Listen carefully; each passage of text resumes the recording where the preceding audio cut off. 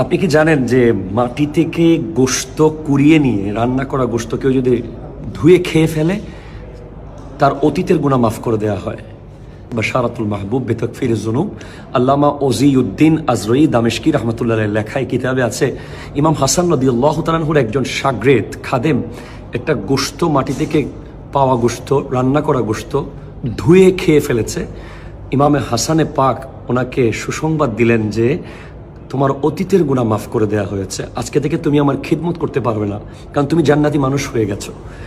আমাদের যে বিয়ে বাড়িগুলো আছে, আমরা যে কমিউনিটি সেন্টারে, আমাদের মেজবানে, আমাদের বউ ভাত, আমাদের বার্থডে প্রোগ্রামে আমরা যেই পরিমাণ খাবার অপচয় করি, ইন্না লিল্লাহ, এটা চিন্তা করা যায় না আসলে।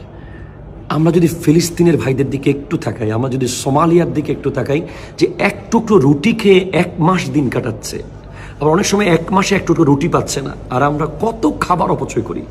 প্লিজ, যারা কমিউনিটি সেন্টারের মালিকরা আছেন, যারা বড় বড় রেস্টুরেন্টের মালিক আছেন, যারা এসব খাবারের সাথে সংশ্লিষ্টতা যাদের আছে, একটা জর্রা আপনি অপচয় করবেন না।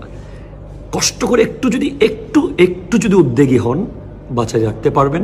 পরে রাস্তার ফকির, মিসকিন, গরিব যারা